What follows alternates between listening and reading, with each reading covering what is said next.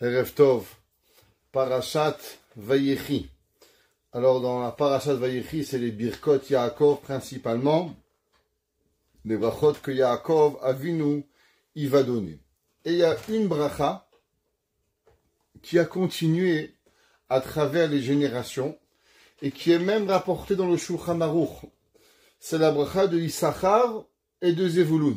Alors j'aimerais m'attarder un petit peu sur cette bracha, comprendre c'est quoi cette bracha et pourquoi Yaakov Avinu il a béni a priori Zevulun d'une bracha qu'on ne comprend pas vraiment. Alors je vais expliquer qu'est-ce que c'est Issachar et Zevulun. Principalement il faut qu'il y ait quelqu'un qui étudie, mais la personne qui étudie elle doit manger. Donc Yaakov Avinu il a choisi Issachar et Zevulun. Issachar il va étudier, Zevulun il va travailler et on partage la moitié-moitié. Issachar il va étudier et Zevulun il travaille pour lui et c'est comme si que Issachar et Zevulun étudiaient.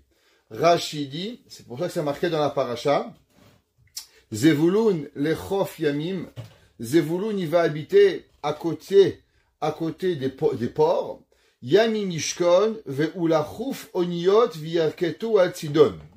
Il dit Rashi, qu'est-ce que ça veut dire? C'est quoi cette bracha que il a reçu Zevulun? Il dit al-chof yamim tiye hartso. Principalement, vous savez où est-ce que c'est Zevulun? Zevulun, c'est Gaza. Principalement, les territoires gazaouis appartiennent à Zevulun. Tous les ports, tout le long de la mer, c'est là-bas que ça appartient. Ve'u yematsu itadir el chof oniyot. Et Zevulun sera toujours dans les ports maritimes. Bemakom hanamal shaoniyot meviim sham chakmatia. Où là-bas, ils vont apporter le business. Comment ça marche l'économie? L'économie, elle marche à travers les bateaux qui viennent de Chine, qui viennent du Japon, qui viennent de tous les pays du monde.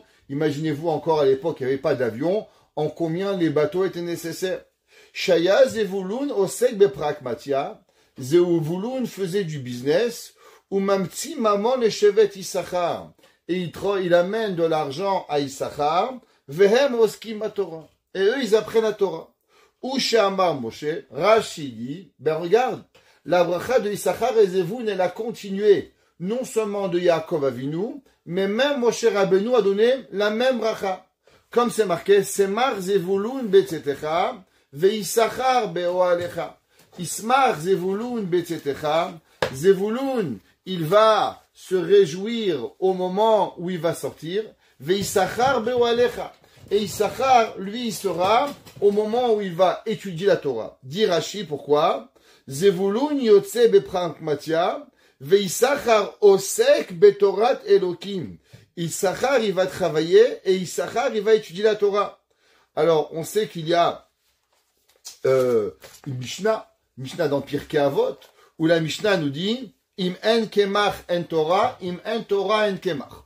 Traduction littérale, s'il n'y a pas d'argent, il n'y a pas de Torah, et s'il n'y a pas de Torah, il n'y a pas d'argent. Donc, quelque part, c'est des vases communicants en Issachar et Zevulun. D'après beaucoup des poskim et des décisionnaires halachiques, et des commentaires halachiques plutôt, en vérité, Issachar et Zevulun auraient dû être Yaakov et Esav. Yitzhak Avinu avait deux enfants, Yaakov devait étudier, Esav devait travailler, Esav devait nourrir Yaakov, Yaakov étudie la Torah et donnerait à Esav le sachar de la Torah. Seulement Esav, il s'est dit quoi? Moi je travaille et toi tu vas étudier et moi je te soutiens. Il n'a pas voulu. Et c'est ça tout Amalek, Asher Karcha Baderer, qu'il essaye par tous les moyens de refroidir la personne qui vient étudier la Torah. La question, en vérité, elle est, qu'est-ce que ça veut dire Im en kemach en Torah? Comment ça marche? Comment on peut fonctionner? Celui qui va étudier la Torah ou celui qui va travailler? Comment les deux peuvent arriver, quelque part, à un équilibre pour pouvoir arriver? Les deux, ils doivent principalement étudier et travailler. Comment on peut arriver que un il travaille et que un il va étudier? De plus, le Shulchan Aruch dans Ilchot Talmud Torah, vous savez, il y a les halachot de Nida, les halachot de Shabbat, les halachot de kashrut, et il y a aussi un Shulchan Aruch qui parle des lois de la Torah. Combien il faut utiliser la Torah? C'est pas un concept, c'est pas un style, bon, allez, on fait un plaisir au bon Dieu, on va étudier de temps en temps. Non, non, la Torah, c'est une obligation. Et il y a dans le Shulchan Aruch, Siman Resh Memvav 246 dans Yoredea, le Shulchan Aruch, il parle des lois de Talmud Torah. Et il dit, Kol Ish Israël Chayab et Talmud Torah. Chaque juif, il est Chayab d'étudier la Torah. La Torah, elle n'est pas donnée à l'élitisme et à l'élite du peuple juif, elle est à chacun d'entre nous. Nous avons tous un chiyuv d'étudier la Torah. La seule différence entre les hommes et les femmes, c'est que les hommes, imaginez-vous que votre mari connaît toute la Torah Kula, il connaît Bavli, Yerushalmi, Shulchan Aruch, Rambam, il a un ordinateur, il s'appelle Rav Google, et bien malgré ça, il a encore l'obligation d'étudier. Une femme, elle doit étudier seulement quelque chose que c'est nécessaire. Les lois de Shabbat, les lois de Nida, les lois de Kashrut, tous les lois de la Shonara, tout ce qu'il y a là comme mitzvot, une femme a l'obligation d'étudier. Parce qu'on ne peut pas connaître si on n'étudie pas. C'est impossible. On ne peut pas avoir la science, elle ne peut pas venir dans notre tête. Un jour, j'ai rencontré un gars, il s'est dit un kabbaliste. Alors il m'a dit, je lui ai dit, mais comment tu es kabbaliste? Il y a 2 ans, je t'ai connu, tu étais plombier. Comment de plombier, on devient kabbaliste? C'est une vraie histoire. Alors il m'a dit, voilà, moi, le soir, il y a les anges, ils viennent, et ils me disent la kabbale. Donc du fait que les anges, ils me disent la kabbale, c'est comme ça que je deviens un kabbaliste. Je lui dis, est-ce qu'on t'apprend le Shulchan Aruch? Il m'a dit, non, ça non, ils m'apprennent pas. Ils m'apprennent que la kabbale. Je dis, regarde, le même ange qui t'apprend la kabbale, s'il n'est pas capable d'apprendre la halakha, c'est pas un ange. Ça veut dire que les histoires qu'on te raconte, ça marche pas. Il faut apprendre la Torah. Obligatoire. Le Shulchan Aruch nous dit qu'il y a une obligation à chacun d'entre nous. Ben Ani, qu'on soit un homme pauvre, un homme riche, un homme qui est, Baruch Hashem, comme nous, en bonne santé, ou même un homme malade, tout le monde a l'obligation d'étudier la Torah. Qu'il soit un jeune homme, ou bien qu'il soit un vieux. Même un homme vieux a l'obligation. Vous allez à l'Écoud, c'est magnifique. Kollel 3e âge. Je me rappellerai un jour, j'arrivais à l'Écoud, il y a plus de 30 ans, et là, j'avais une porte fermée. J'ai dit, mais c'est quoi ça? Mais non, faut pas déranger là-bas. J'étais curieux. Je voulais savoir qu'est-ce qu'il y avait cette porte. Et j'ouvre la porte, et je pensais que j'étais rentré dans le Gan Eden. Il y avait des vieux de 90 ans qui étaient au Kollel.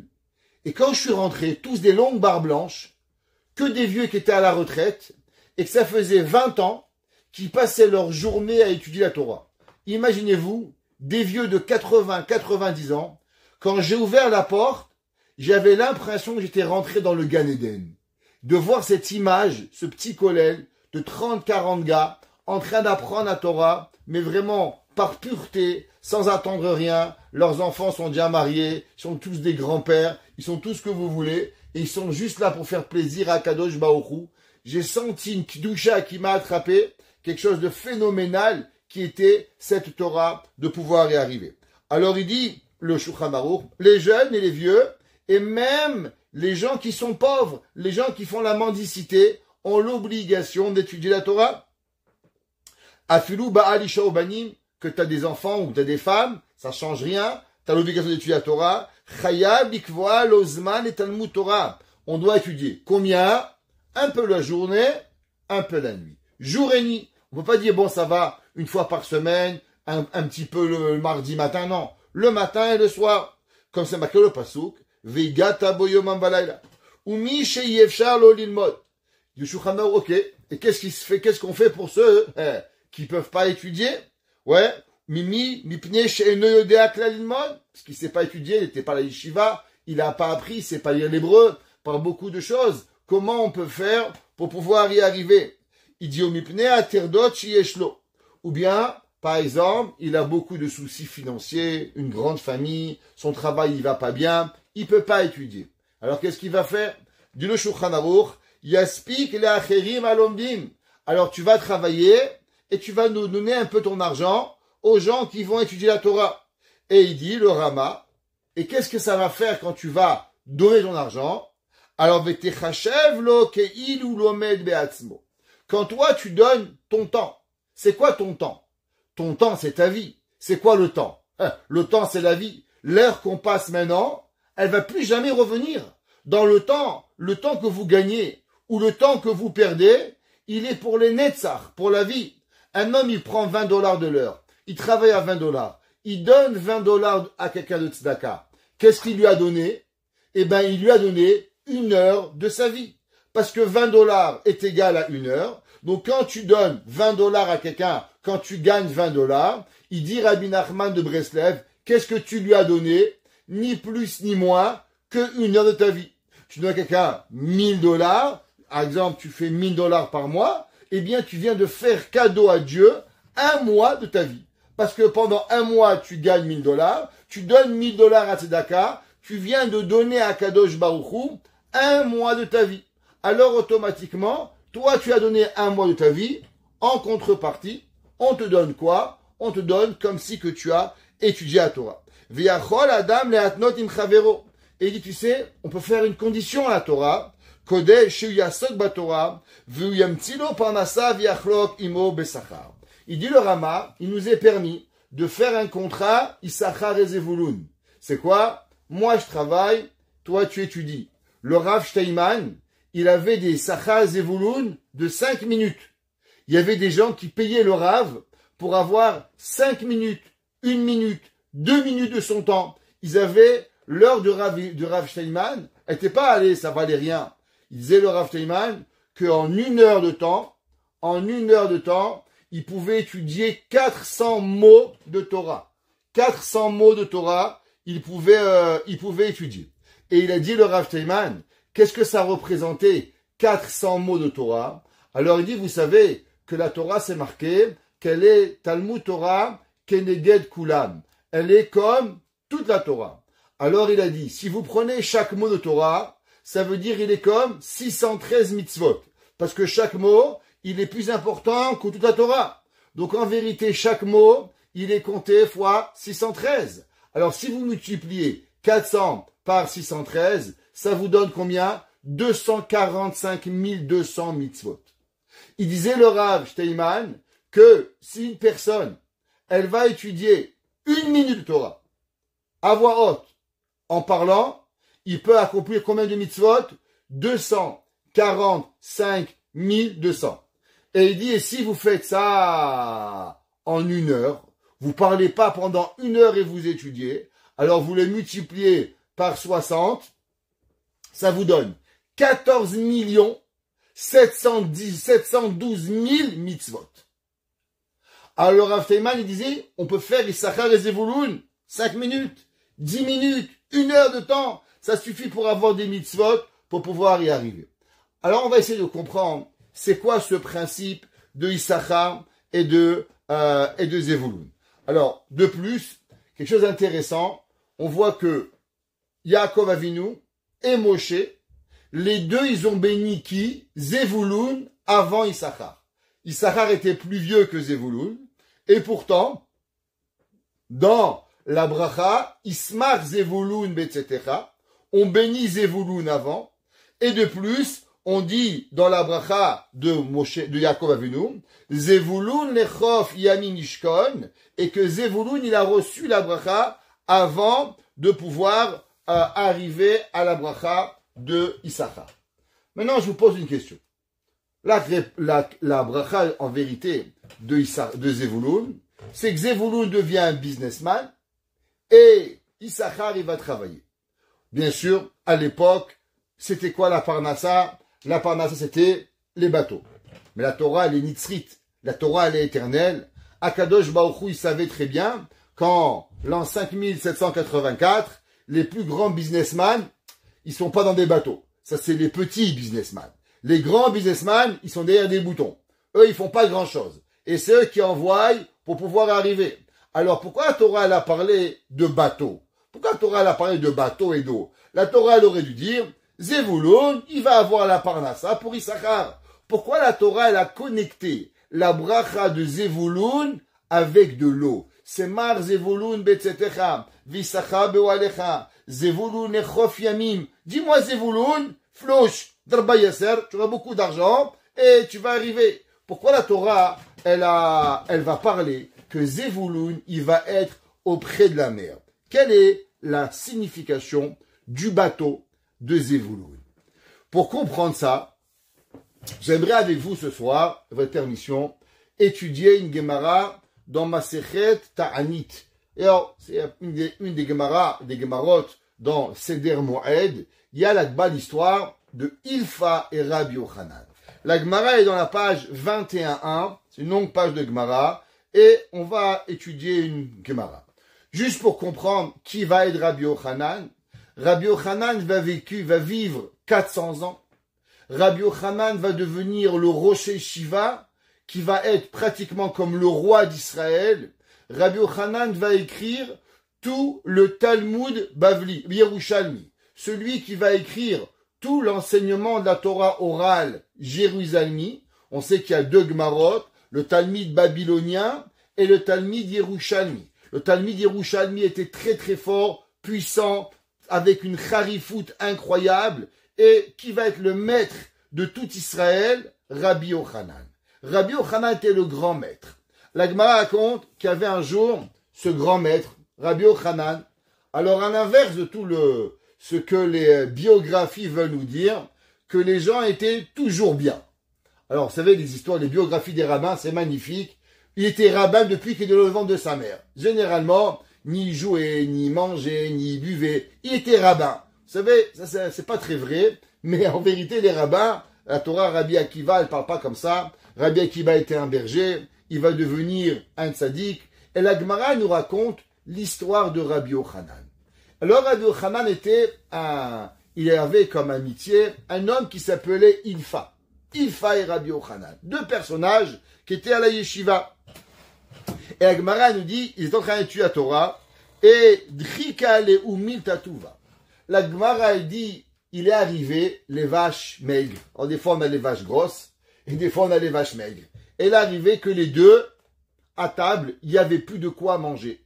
Ils étaient devenus vraiment affamés, et ils avaient une femme, et ils avaient des enfants. Alors, les deux ensemble, ils se sont demandé, qu'est-ce qu'on va faire?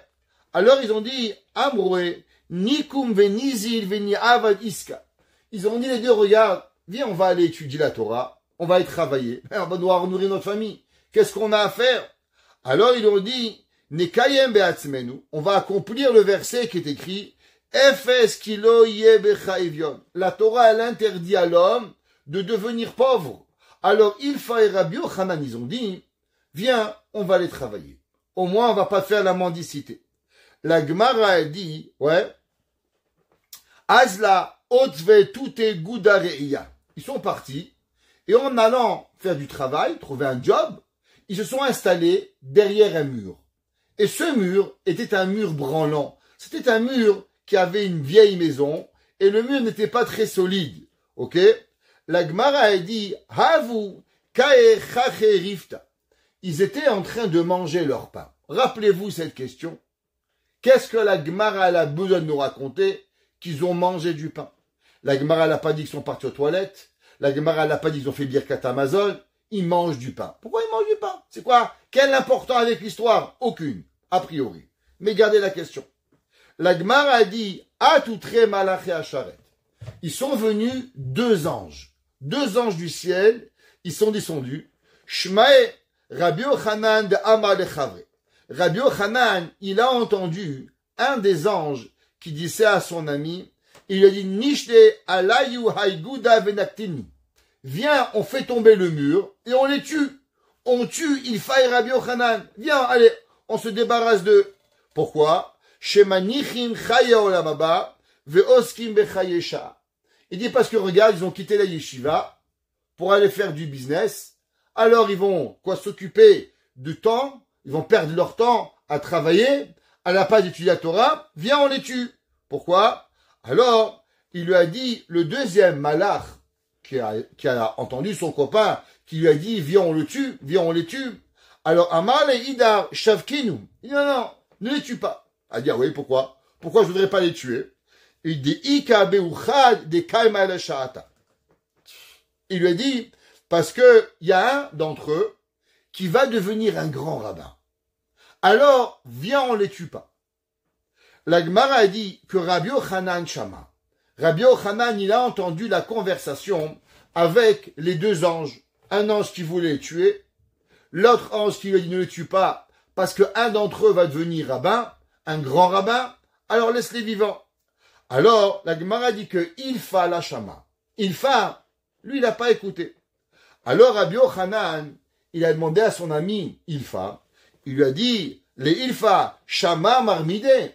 Il dit, moi, Ilfa, t'as entendu quelque chose qui se passait ici? Amar Lelo. Il dit, non, j'ai rien entendu. Tu entends des voix ou quoi? Qu'est-ce qui se passe? La Gemara a dit, Amar, Rabbi Yochanan, il a dit, Milishame anav Ilfa la Shama. Du fait que moi j'ai entendu et que Ilfa, lui, il n'a pas écouté, Shmamina le didi kaimele shata. Ça veut dire que qui c'est qui va devenir le grand rabbin? C'est moi qui vais devenir le grand rabbin. Et du fait que Ilfa, mon ami, il n'a pas écouté, alors Ilfa, c'est pas lui qui va devenir le grand rabbin. La Gemara a dit que Rabbi Yochanan, il a dit à Ilfa, il lui dit, Iyada ve'uka benavshe. Et tu sais quoi? Va travailler si tu veux. Moi, je repars à la yeshiva. Donc, en un mot, ils ont quitté la yeshiva. Rabbi Yochanan, il me dit, moi, je repars yeshiva de Bet Yosef Meir. Je reviens apprendre la Torah. Je vais apprendre.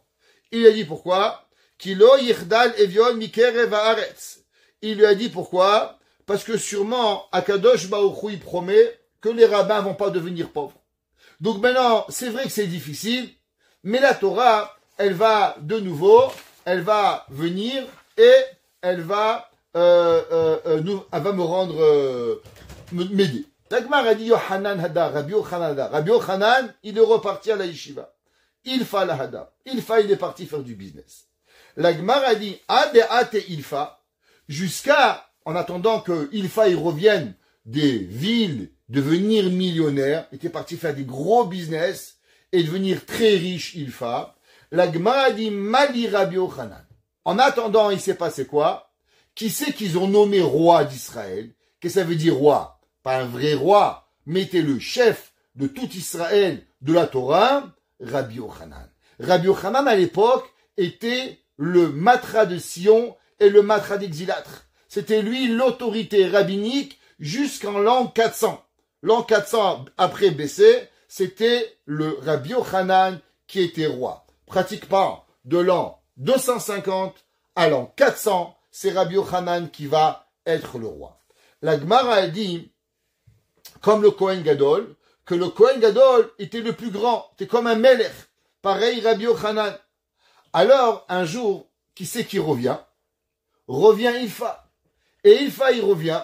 Maintenant, vous comprenez que dans le peuple juif, à l'époque, quand le rabbin devenait rabbin, pas comme maintenant, puisque le rabbin, il est là. On va raconter une petite histoire. Il y avait un jour un grand rave d'Israël qui s'appelait le rave Pinchas Hirschprung. Le rave Pinchas Hirschprung était connu pour sa connaissance de la Torah incroyable. Il était aussi grand que le rave Chaim Kanievski. Il connaissait toute la Torah. Toute la Torah. Et après-guerre, il est arrivé à Montréal. Et bien sûr, la ville de Montréal n'était pas comme maintenant des kolélim, des yeshivot. Faut se dire la vérité. La ville de Montréal était plutôt une ville qui était moderne orthodoxe. Où la majorité des juifs ashkénazes, c'est comme vous avez sûrement connu, Bet Aaron, Bet Israël. Bon, là-bas, c'est pas orthodoxe, mais en tout cas, style comme ça. Bet Zayen, c'était Young Israël, toutes ces synagogues, une mechitza, des rabbins qui savaient très bien parler, avec des grands cantors, mais pas vraiment yeshiva, le olam de yeshiva. Alors on a cherché une parnassa à ce Rav Hirschprung, ce géant de la Torah, et on ne savait pas quoi faire avec lui. Ne pas l'aider, c'était pas possible. Mais de l'autre côté, il n'avait pas une diction incroyable. C'était pas le rabbin Citruc qui pouvait faire des cours incroyables. Alors qu'est-ce qu'on allait faire? Alors on lui a trouvé un job, assistant rabbin. Donc vous devez comprendre que le rabbin, il connaissait 1/1000 que l'assistant du rabbin. Parce que le Rav Hirschprung, c'était l'autorité mondiale. Et le rabbin, un petit rabbin qui savait faire des discours. Alors, on a donné au salaire au rabbin, en 1950, $100 par semaine au rabbin. Assistant rabbin, combien on a donné? $25. Ce qui est le pauvre. Il avait à peine de quoi manger. Un jour, il y avait un petit garçon qui a fait sa bar mitzvah. Et quand il a fait la bar mitzvah, on lui a préparé un beau discours avec de grands mots. Mais bien sûr, qu'est-ce qu'il y a dans le discours? Réah. Rien. Il n'y a rien dit. Pas une question, pas une réponse, pas une Gemara. Il n'y a rien. En un mot, il a dit Yorech. Alors, à la fin du discours, dans le Kiddush, la maman du petit Bar Mitzvah, elle est venue voir le Rav Hirschsprung. Et elle lui a dit, Kvod Harav, est-ce que vous croyez que mon fils, il a un avenir dans le rabbinat? Alors le Rav, il lui a dit, des rabbins à 25 $, c'est sûr que non. Mais des rabbins à 100 $, c'est sûr que oui. Alors, la Gemara, elle nous raconte qu'à l'époque, on nommait un Rav, on nommait pas seulement un Rav. Il avait toute une position. Il devenait comme le grand rabbin d'Israël. Il avait de l'argent, il avait des serviteurs, il avait toute une cour qui lui appartenait. Alors, à la fin, qu'est-ce qui est arrivé? Rabbi Yochanan est devenu le rabbin d'Israël, grand rabbin d'Israël, et bien sûr, il a eu aussi de l'argent. Quand il est arrivé Ilfa, il est arrivé avec son bateau. Ilfa revient après des années en Israël, avec de la marchandise, avec de l'argent. Alors la Gemara, elle dit que les gens, ils sont partis chez Ilfa. Ils ont utilisé Ilfa. I atitmar vegaris. Si toi, Ilfa, tu avais étudié, t'étais pas devenu businessman, ouais, lo havu mal à Rabbi Yochanan. On n'aurait jamais nommé Rabbi Yochanan rabbin. Rabbi Yochanan, il n'était pas aussi grand que toi. À l'époque, quand leur jeunesse, qui était plus grand, Ilfa ou Rabbi Yochanan, la Gemara dit, qui Ilfa ayagadol batora mi Rabbi Yochanan. Ilfa était plus grand que Rabbi Yochanan. Et ils lui ont dit, tu sais, si tu avais juste été patient, tu serais resté à la yeshiva, alors Rabbi Yochanan, lui, il serait devenu un petit rabbin à 25 $, mais toi, tu serais devenu le super rabbin à 12 $. Tu serais été le grand rabbin, le tzaddik ador. La Gemara a dit que Ilfa, il a été très vexé. Ilfa, il a compris que les gens, ils ont cru qu'il était devenu un amaretz, qu'il était devenu un homme ignorant à cause de son business. Il n'avait pas étudié, alors c'est comme si qu'il valait plus rien. Juste pour mettre en perspective les choses, à l'époque, la Torah était écrite, Bereshit, Shemot, Vaikra, les 24 livres de la Torah. En tant que Torah orale, la Gemara n'était pas encore écrite. Il y avait 3 écrits de la Torah. La Mishnah, qui a été écrit par Rabbi Yochanan, les Braithot, qui ont été écrits par Rabbi Chia, et les Toseftot, qui ont été écrits par Rav Oshaya. Et chacun de ces enseignements devait être connu par les rabbins. Pour devenir rabbin, c'était pas aujourd'hui, tu viens, tu t'appelles rabbin. Tu appelles ton livre de téléphone, tu écris rabbin. Alors tout le monde t'appelle rabbin, c'est marqué sur le téléphone. Tellus, il dit c'est qui est rabbin maintenant. Ou bien Rogers. Tu prends ton téléphone, tu dis rabbin, hop, t'es rabbin. C'est comme ça marche. Pas parce que tu as appris, parce que c'est marqué sur le téléphone. Ok? Alors, qu'est-ce qu'il a fait? Il est allé sur le mât du bateau. Il a attrapé son mât du bateau. Il a dit, écoutez-moi bien. S'il y a une personne qui me pose une question sur toute la loi orale, la Mishnah, la Braïta, la Tosefta de Rabbi Chia ou de Rabbi Oshaya ou de Rabbi, et je sais pas répondre, je me jette de mon bateau et je meurs. À combien Ilfa, il avait connaissance de la Torah? Ilfa, il a dit, moi j'ai rien perdu. Qu'est-ce que vous croyez que je sais pas la Torah? Vous m'avez fait honte comme ça, que vous aurez dit nos mères Ilfa, et que Ilfa il est parti faire du business. Ilfa, il a rien perdu. Ilfa, il est aussi grand Torah. Et il dit Rashi, Afalgav de Avde Iska, Garsinan Anat Femine. Il dit, tu sais, Avshani Osek Asakim, Lamati Yoter mi Rabbi Yochanan. Il a dit, Ilfa, qu'est-ce que tu crois que Rabbi Yochanan, il a appris? Moi, j'ai appris encore plus que Rabbi Yochanan. Et la preuve, c'est que je suis capable d'écouter et de répondre à toutes les questions qui sont possibles. Bien sûr, vous comprenez bien que Ilfa n'a pas voulu se suicider, mais Ilfa, il a voulu nous en donner un message. Quel est le message que Ilfa, il a voulu dire que, en s'attrapant sur le mât du bateau, sur les amarres du bateau, et de dire, si bien vous me posez une question, sinon je me jette et je meurs. Qu'est-ce que Ilfa, il a voulu dire? Alors, de plus, c'est quoi cette histoire que la Gemara, elle raconte, comme on a posé tout à l'heure, que Rabbi Yochanan et Ilfa, Rabbi Yochanan et Ifa, ils ont mangé du pain. Qu'est-ce que ça veut dire qu'ils ont mangé du pain? Pourquoi la Torah nous raconte que Rabbi Yochanan, ils sont venus et ils sont partis manger du pain? Pour comprendre cette question, on va essayer de comprendre quelque chose de similaire. On sait que les frères de Yosef, qu'est-ce qu'ils ont fait? Au moment où ils ont pris Yosef, ils ont voulu tuer Yosef. Et là, Réhouven, il leur a dit, pourquoi on tue notre frère? Venez, on le met dans un trou. Et qu'est-ce que Yosef, il a fait quand il est dans le trou? Rappelez-vous. Qu'est-ce que il a dit, Réhouven, quand il a dit, pourquoi on a été mis en prison en Égypte? Il dit, parce qu'on a écouté les hurlements de notre frère et on n'a rien fait. Alors mettez-vous en scène. Les 10 frères de Yosef prennent Yosef, le mettent à nu, lui enlèvent son costume, lui enlèvent cette djellabia, le jettent dans un puits où on voit rien, il y a des scorpions, il y a des serpents, et Yosef, il hurle à tue-tête. Et qu'est-ce que les frères de Yosef, ils font? Un petit barbecue. Vayeshvu le'echol lechem. Ils sont allés et ils sont venus manger du pain. Alors, la question, elle est, ok, que tu penses on doit le punir. Mais est-ce qu'un père, le moment où il punit son fils, alors il va s'asseoir, faire un gueuleton? Ça n'a aucun sens. Les frères de Yosef, comment ils ont l'appétit de manger pendant qu'un homme il hurle? Je ne sais pas si vous avez déjà écouté un chat se faire écraser. Eh ben, le hurlement, il vous coupe l'appétit. Pourtant, c'est un chat, c'est pas un humain. Alors, comment les frères de Yosef, ils ont été capables de s'asseoir manger après qu'ils ont ils ont mis leur frère dans un puits et que leur frère, il était à hurler pour se demander, s'il vous plaît, aidez-moi. Le Igra des Kala, le Bnei Issachar, qui est neveu de qui? Rabbi Elimelech de Lizinsk. On va pas ne pas le dire. Ok, tous les semaines, il faut le mentionner, si vous n'avez pas encore appris. Alors, il dit dans le Igra des Kala, il pose cette question. Et il dit comment c'est possible qu'ils sont arrivés à manger. Et il dit en vérité, les frères de Yosef se sont posé une question. Se sont demandé pourquoi nous avons cette haine contre notre frère. D'où elle provient, cette colère?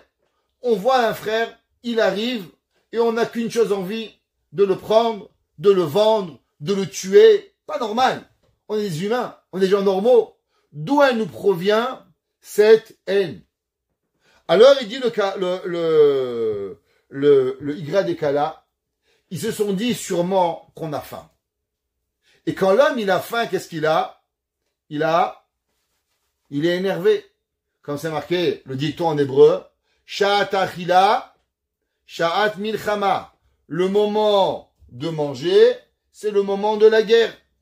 Alors ils se sont dit sûrement que notre corps il est affamé, et du fait que notre corps il est affamé, alors automatiquement c'est pour ça qu'on est nerveux.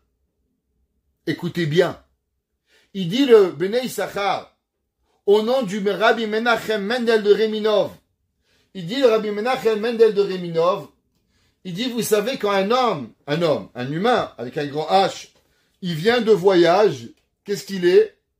Il est très nerveux. Il est fatigué, il a voyagé. Maintenant, la pire des choses, c'est d'être fatigué et affamé. Il dit Rabbi Menachem Mendel de Reminov, un homme qui rentre de voyage ne rentre jamais à ta maison affamé. Pourquoi? Parce que quand tu vas arriver à avoir affamé, tu vas t'énerver avec ta femme, ton mari, tes enfants, tout le monde. Et ils t'ont langui. Papa, maman, et toi? Oh, t'énerves. Tu détruis ta famille. Il dit Rabbi Menachem Mendel de Reminov, il dit Shelo lavo le beto bir evono. Un homme ne rentre pas à la maison affamé, birde shelo shitkas alanche beto, de façon à ce qu'il crie pas, il s'énerve pas avec les gens de sa maison. Il dit Rabbi le Igra des Kala, le Bnei Issachar, Rabbi Tzvi Elimelech de Dinov, que c'est pour ça qu'ils ont dit viens on va manger. Comme ça quand on va manger, on va calmer les nerfs, et quand on va calmer les nerfs, on va voir est-ce qu'on est encore fâché avec Yosef où on n'est plus fâché avec Yosef. Qu'est-ce qui s'est passé? Après qu'ils ont mangé, qu'est-ce qui est arrivé? Est arrivé une charrette de Ishmaélim. Pourquoi la Torah nous précise que c'était une caravane de Ishmaélim? Nous dit le Béné Issachar, à cause qu'en vérité, eux, ils voyaient Yosef comment? Eux, ils se posaient, ils ont dit, Abraham, il a eu 2 enfants. Un enfant qui s'appelle Yitzhak, un enfant qui s'appelle Ishmaël. Yitzhak, il a eu 2 enfants, un qui s'appelle Yaakov, un qui s'appelle Esav. Ça veut dire qu'il y a toujours quoi? Il y a toujours un qui est mauvais. Du fait que Yosef, il dit la Shonara, Yosef, il se prend pour je sais pas quoi, il veut régner. Alors en vérité, qu'est-ce qu'il est? En vérité, ils l'ont pris pour qui? Pour le Ishmaël de service. La même façon que Abraham, il a eu Yitzhak et Ishmaël, notre père, il a eu 11 bons et un mauvais, une pomme pourrie. Dans chaque famille, il y a une pomme pourrie. Demandez à tout le monde, ils vont vous dire. Seulement chacun, il pense que c'est l'autre, la pomme pourrie. Un, il pense que c'est l'autre, l'autre, il pense que c'est toi. Mais chacun, il pense que l'autre, elle est une pomme pourrie. Mais c'est ça la vie. Alors chacun, il pense, c'est mon frère, c'est ma soeur, c'est l'autre, la pomme pourrie. C'est comme ça. C'est ça la vie. Alors les frères de Yosef, ils ont dit, viens, je t'amène une preuve qu'en vérité, Yosef, il est la pomme pourrie. Parce qu'on est en train de manger. Et maintenant, on est en train de se poser la question, est-ce que Yosef, il est bien ou il est mal? Et qu'est-ce qui passe devant nous? Il passe devant nous une caravane de Ishmaël. Pourquoi il est venu une caravane d'Ishmaël? Pourquoi il n'est pas venu une caravane de Yitro, une caravane de je sais pas quoi? Pourquoi Ishmaël?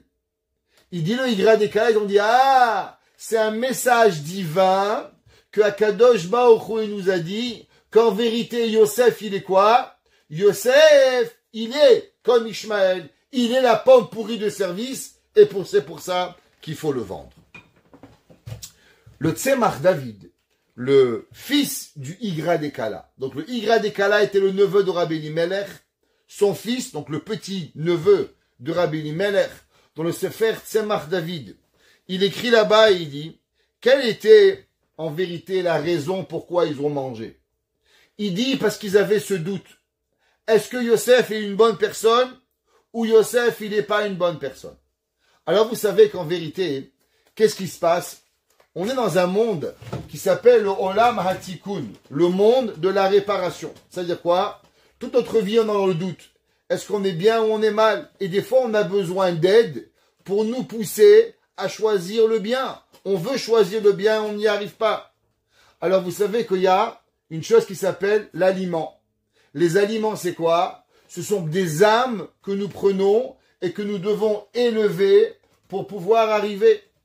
Alors il dit que les frères de Yosef, qu'est-ce qu'ils ont fait? Les frères de Yosef, ils ont mangé de façon à prendre sur eux des âmes supplémentaires et qu'à travers les âmes supplémentaires qu'ils vont prendre, ils vont être capables de trouver la bonne décision, à savoir est-ce que Yosef doit être vendu ou Yosef doit pas être vendu. Ou là, il y a Hashem, il dit peut-être que Hashem va éclairer leurs yeux, l'irot ha'emet, de voir la vérité, vezeu vaïsou enehem vaïrou veine ochat ishmaelim. Et il dit, c'est pour ça qu'après ça marqué, ils ont levé les yeux, et quand ils ont levé les yeux, qu'est-ce qu'ils ont vu? Ils ont vu la caravane des Ishmaélim. Alors ils ont dit, ah, la caravane des Bédouins, ça veut dire, c'est le message que Akadosh Baruch Hu, ils nous ont donné. Ça veut dire qu'en vérité, ils ont mangé de façon à pouvoir voir une vérité, à savoir qu'est-ce qu'ils voulaient.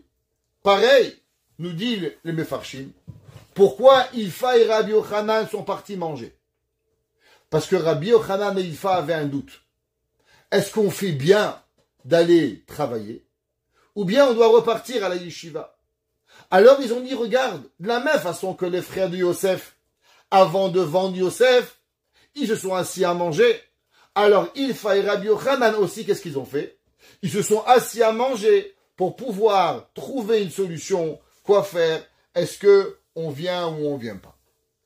La Gemara, dans Masechet Makot, elle nous dit un enseignement. Quel enseignement?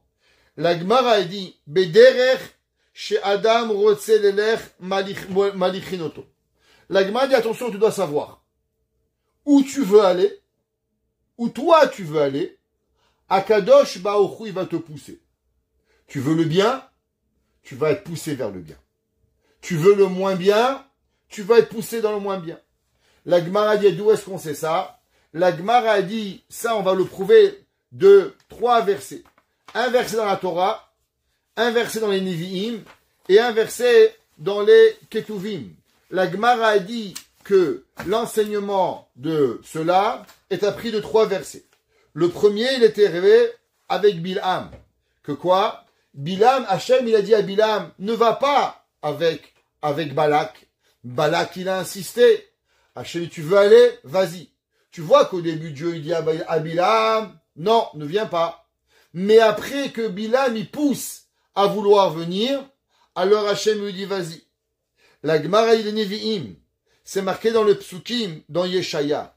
Yeshaya, Navi, dit, Ani Hashem Elokecha, melamedcha lehoil, madrichecha bederech telech.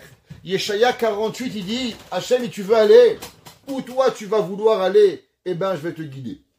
La Gemara ramène un verset dans Michelet.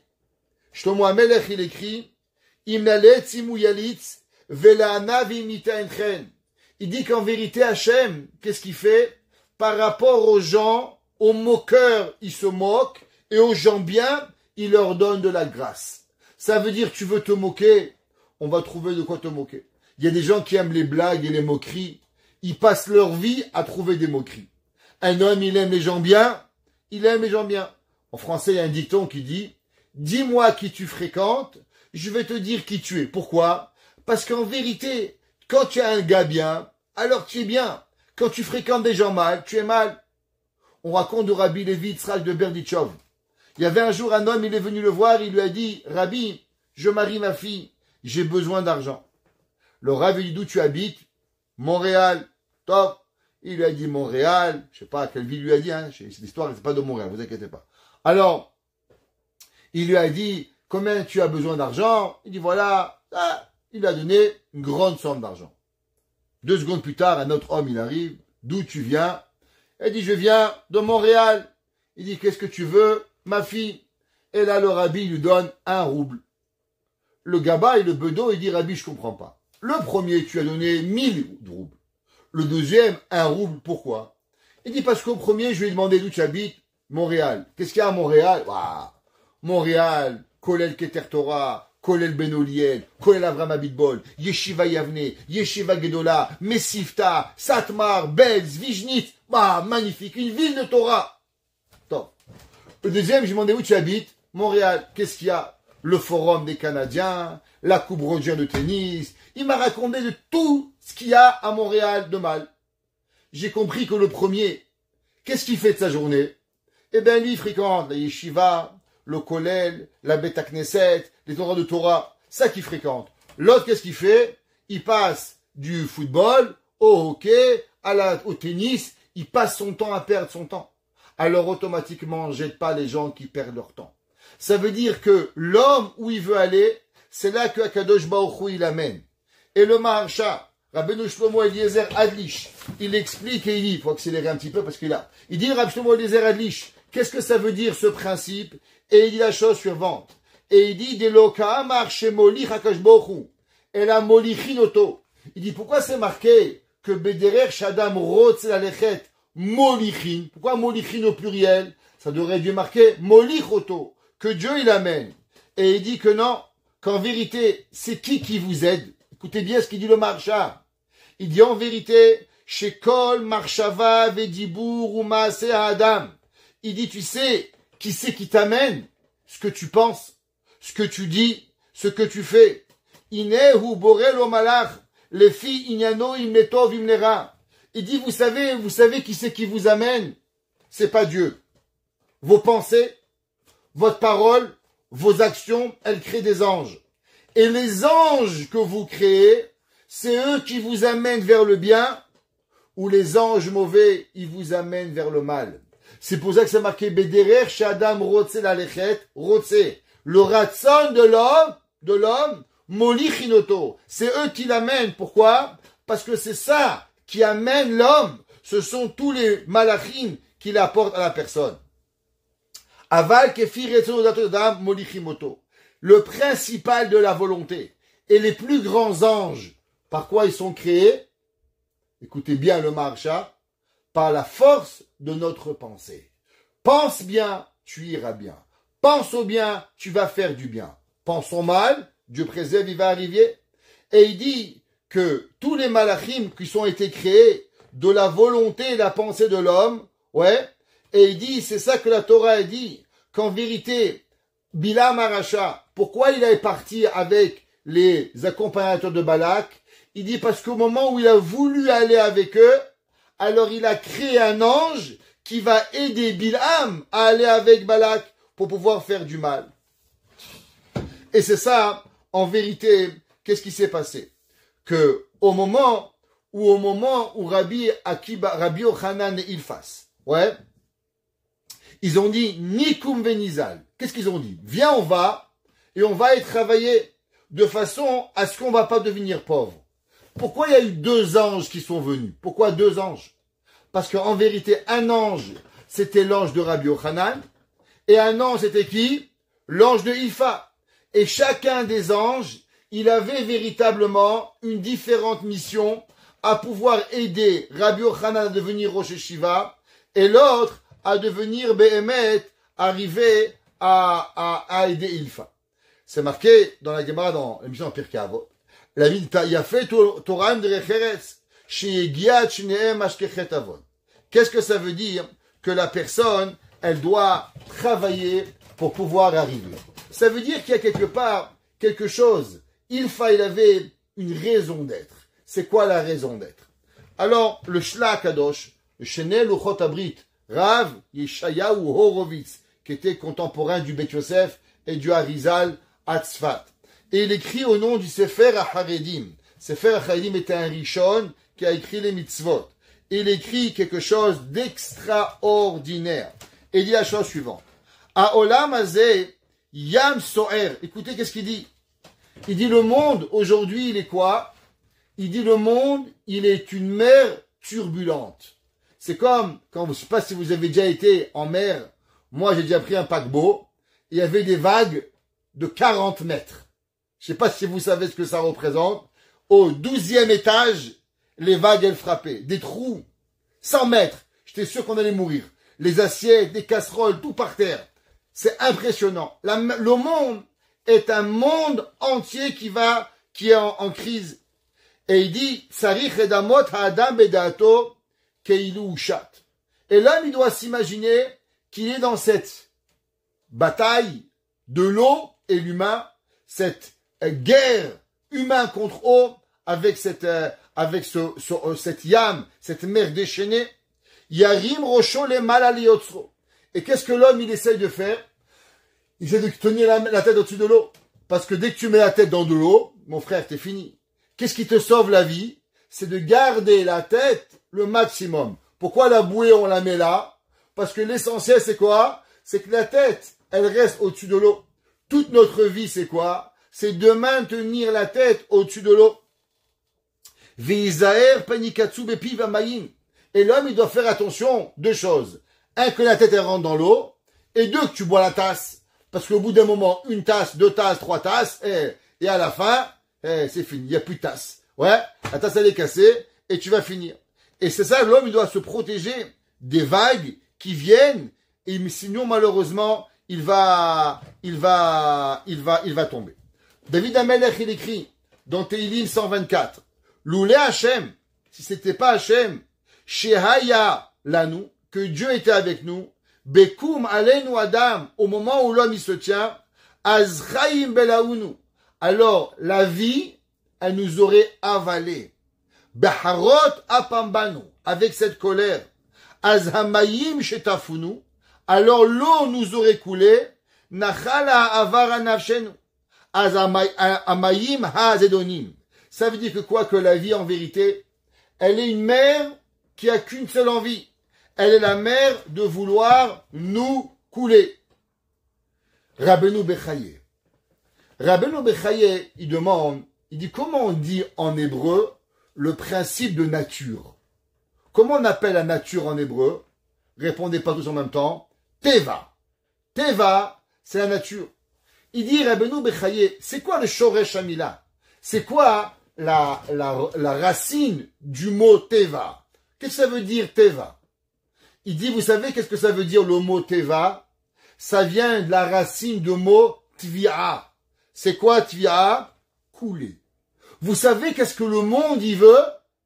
Le monde veut qu'une seule chose, veut vous couler.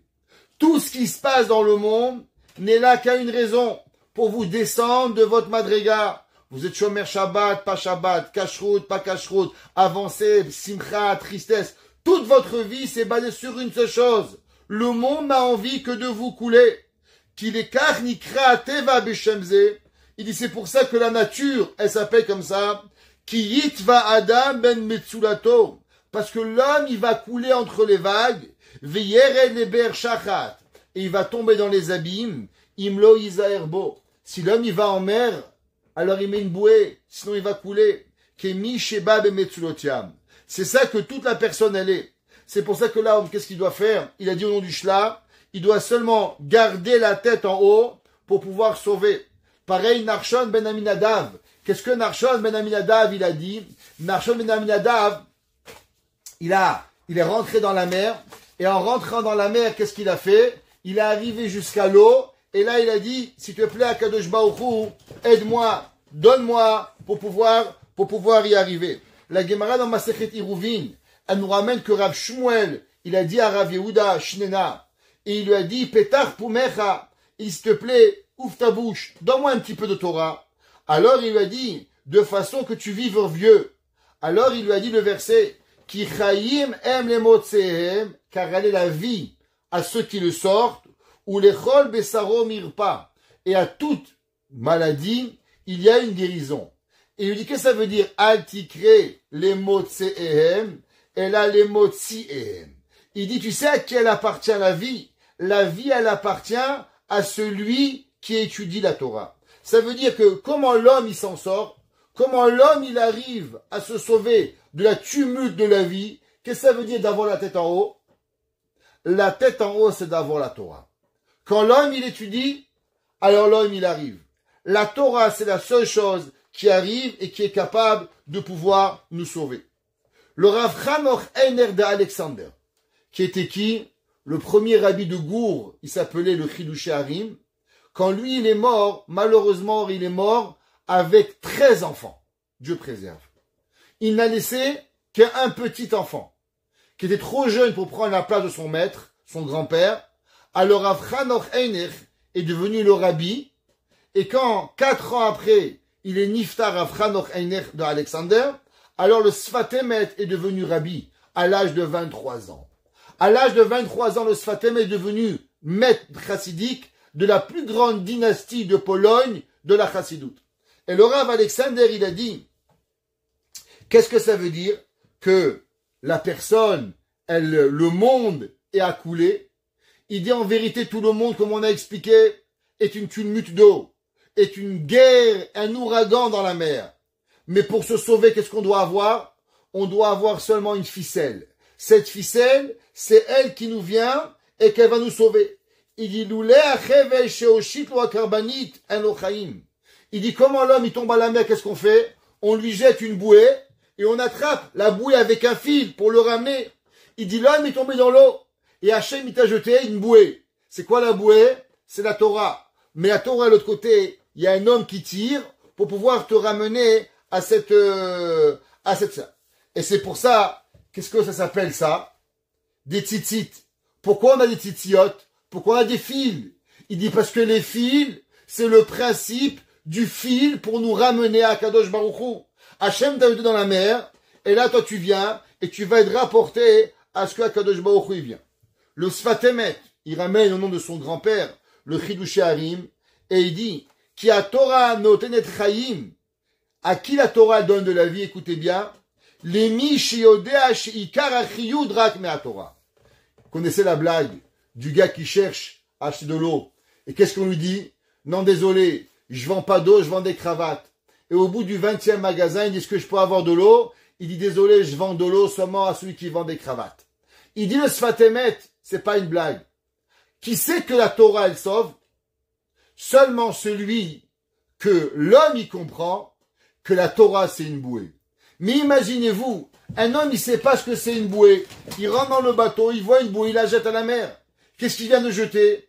Il vient de jeter sa vie. L'homme, si on lui explique pas c'est quoi la Torah, alors il peut pas comprendre qu'est-ce que ça veut dire la Torah. Il dit le Sefer Kilat Yaakov. Il dit Chevel, c'est quoi Chevel Nachalatrem? Chevel Yaakov. Il dit c'est la Torah Kedosha, qu'avec elle, on peut arriver et on peut se sortir. C'est quoi Zevulun? C'est quoi Zevulun il a été apporté? Zevulun, en vérité, qu'est-ce que c'est? Zevulun, il a été toute sa vie à côté de l'eau. C'est quoi l'eau? L'eau, c'est la Torah. L'homme qui va dans le monde du travail, alors il lui a dit, Yaakov Avinu, tu vas travailler. C'est bien, tu vas partir, tu vas ouvrir des business. Mais comment on ouvre un business? Comment on travaille? Si l'homme, il sait pas qu'en vérité, toute sa vie, elle doit être connectée avec l'eau. De la même façon qu'un marin, qu'est-ce qu'il a besoin pour travailler? Un bateau. T'enlèves l'eau, il n'y a plus de bateau. T'enlèves bateau, il n'y a plus de travail. L'homme, il doit être conscient qu'il ne peut pas rentrer dans le marché du travail et chacun de nous affronter les difficultés quotidiennes. Donc chacun, nous avons notre travail et chacun de nous, qu'est-ce que nous avons? Nous avons nos propres difficultés. Et la seule et unique façon d'y arriver, c'est seulement si quoi? Si la personne, elle peut arriver à arriver. Qu'est-ce que Ilfa, il a dit? Ilfa, quand il est arrivé devant le bateau, ils lui ont dit, Ilfa, tu aurais pu être un grand rabbin. En un mot, ils lui ont dit, Ilfa, tu sais, dans le bateau, tu t'es perdu. Ilfa, il a attrapé les amarres du bateau. Et qu'est-ce qu'il a dit, Ilfa?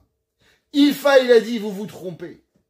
Malgré que j'ai travaillé, j'ai jamais lâché la ficelle du bateau. J'ai toujours gardé les amarres. C'est-à-dire quoi les amarres?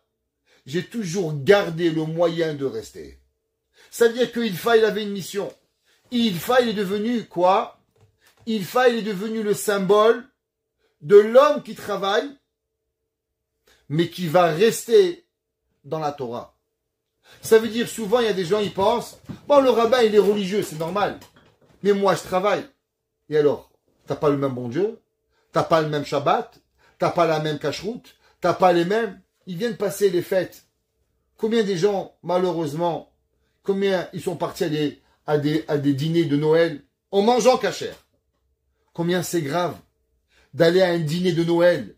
Vous savez que c'est, d'après la Torah, participer à une fête de Noël, c'est être modé ba'avodazara. Et mais monsieur le rabbin, qu'est-ce que vous voulez que je fasse? Je m'en fous ce que tu vas faire. Fais-toi renvoyer s'il faut. Tu vas aller à l'église aussi parce que le patron il va vouloir.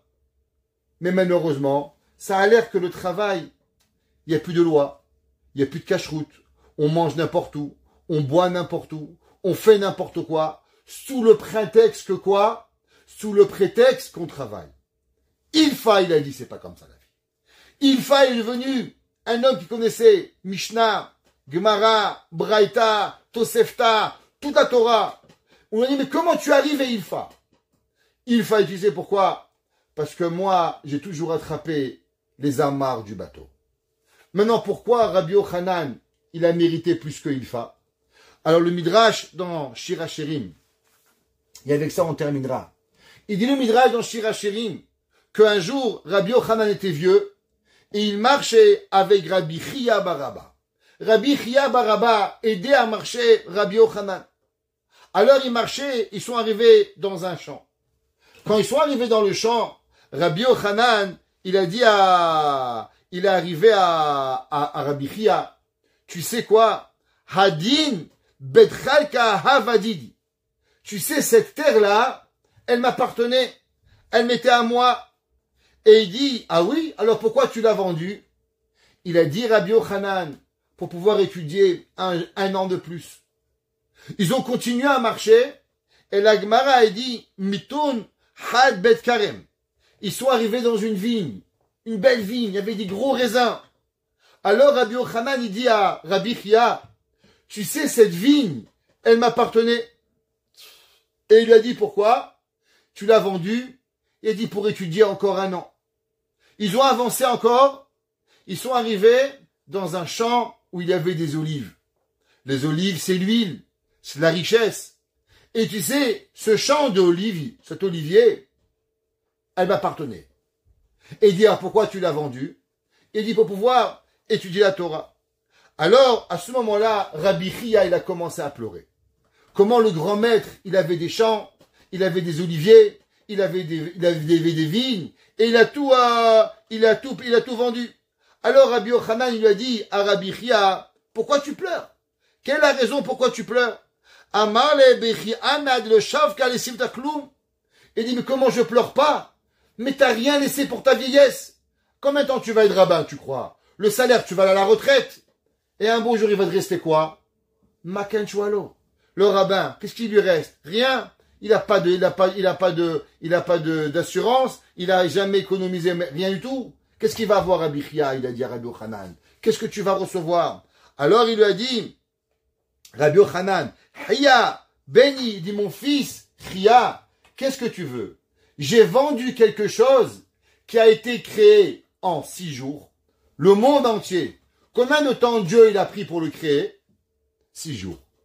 Combien de temps Hachem il a créé pour créer la Torah? 40 jours.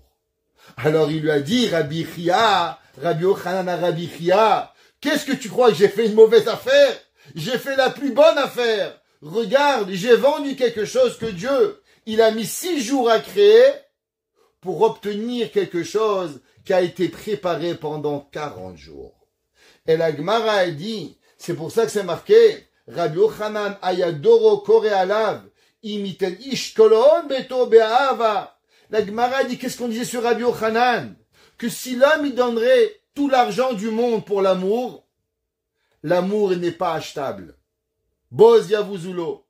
Qui aimait la Torah plus que tout le monde? Le Midrash dans Shira Shirim, il dit, Rabbi Yochanan. Rabbi Yochanan, il a prouvé qu'il a vendu ses vignes, il a vendu ses oliviers, il a vendu ses terrains. Tout ça pourquoi? Pour étudier la Torah. La question, elle est pourquoi on a choisi Rabbi Yochanan puisque Ilfa a pouvoir devenir le rabbin. Ilfa, c'était un plus grand Talmid Chacham. Ilfa, il avait une plus grande connaissance. Mais vous savez qu'est-ce qu'il avait de plus, Rabbi Yochanan? Il avait la Messirut Nefesh. Il avait le don de soi. Et celui qui donne de lui-même, alors à la fin, Kadosh Baruch Hu, il le récompense. Alors on a eu un enseignement de deux, de Rabbi Yochanan et de Ilfa. Rabbi Yochanan, il va devenir un rabbin, il va devenir riche. À cause de quoi? À travers la Messirut Nefesh. Ilfa, il va devenir quoi? Il va devenir le businessman le plus érudit de l'histoire. Et tout ça pourquoi? Parce que Ilfa, il va toujours rester attaché aux amarres du bateau. C'est quoi les amarres? Les amarres, c'est la Torah. Et c'est pour ça que Yaakov, il a béni Zevouloun au bord de la mer, en nous apprenant une leçon. Quoi qu'on fasse, où on est, jamais laisser la tête dans l'eau. Toujours maintenir la tête au-dessus de l'eau. J'ai rencontré cette semaine, et je terminerai, avec un homme, je suis arrivé dans son magasin vendredi, et je dis, Monsieur Biton, je vous ai pas vu vendredi. Il m'a dit, je rentre pas au magasin vendredi. Je lui ai dit, pourquoi? Il m'a dit, parce que je veux même pas avoir le Yetzer Hara de rester 1 minute de plus après Chatzot. Je me connais, j'aime les gens. Alors encore 1 minute, et après, j'arrive à la maison Shabbat à la dernière seconde. Et comme je veux pas avoir le Yetzer Hara, alors je rentre même pas au travail. Ça, c'est un homme qui travaille, mais il a attrapé les amarres du bateau en se rappelant d'où il vient. Que Hachem y fasse que chacun de nous abandonnons pas de nos amarres, on largue pas les amarres, mais on attrape les amarres comme il faut, de façon à rester dans Torah Yirat Shamayim, et ceux qui font Yirat Shamayim, qui sont Messirut Nefesh, que Dieu leur donne Torah, Ava Yirat Shamayim, Be Binyan Hadead Bimera Biamenu. Amen.